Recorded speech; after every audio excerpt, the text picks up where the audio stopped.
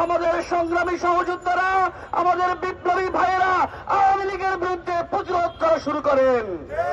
5 আগস্টের পর থেকে আমরা যতটা ধৈর্য দেখিয়েছিলাম, এখন থেকে আর কোন ধৈর্য দেখানো হবে না।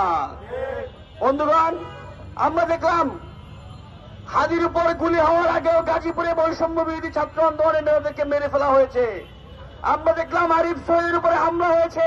আমরা দেখলাম নাহিদ ইসলাম আক্তার হোসেনের উপরে গোপালগঞ্জে হামলা হয়েছে। আমরা লক্ষ্য করলাম আবু বকর মজুমদারের বাইকের সামনে ককটেল ফুটেছে। স্বরাষ্ট্র মন্ত্রণালয় কোনো ব্যবস্থা নেয় নাই। একটা ব্যবস্থা না নিতে নিতে সর্বশেষ আঘাতটা লেগেছে আমার ভাই হাদির মাথায়। যখন ভাই হাদির মাথায় আঘাত লেগেছে, তখন জাহাঙ্গীরকে বিন্দু পরিমাণে ছাড় দেওয়া হবে না। আমরা লক্ষ্য করছি, দুঃখের সঙ্গে লক্ষ্য করছি, কষ্টে হাসি পাচ্ছে। জাহাঙ্গীরকে 48 ঘন্টা আলটিমেটাম দিয়ে দায় মুক্তি দেওয়ার চেষ্টা চলছে। 48 ঘন্টা পরে আলটিমেটাম দেওয়া যারা দিয়েছেন তাদের কোনো খোঁজ খবর নাই।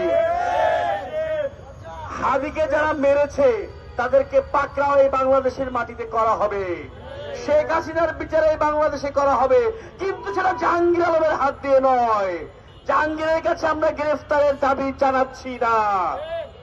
যিনি এই চেয়ারে বসার অযোগ্য, যার কোন দায়িত্ব জ্ঞান নেই, দায়িত্ব জ্ঞানহীন স্বরাষ্ট্র উপদেষ্টার কাছে কোন দাবি জানানো যায় না। বন্ধুগণ, স্পষ্টত ঘোষণা করছি, বাংলাদেশের আওয়ামী লীগ আর ভারতের বিজেপি এখন মিলে একদল হয়েছে। মুজিববাদ হিন্দুত্ববাদ মিলে এক বাদ হয়ে গেছে, মিলেমিশে একাকার হয়ে গেছে। হাসিনা এবং মোদী মিলে বাংলাদেশকে তাদের রণক্ষেত্রে পরিণত করছে। আমি আমার কলকাতার ভাই, আমার আসামের ভাই, দিল্লির ভাই বোনদেরকে উদাত্ত আহ্বান জানাচ্ছি। আমরা জানি বিজেপির শাসনে আপনারাও ক্লান্ত হয়ে পড়েছেন। চলুন, আসুন, একসঙ্গে হাসিনা এবং মোদীর বিরুদ্ধে লড়াই করি। আমার কলকাতার ভাইয়েরা আসুন, মুজিববাদ এবং হিন্দুত্ববাদের বিরুদ্ধে আমাদের সঙ্গে কণ্ঠ মিলান।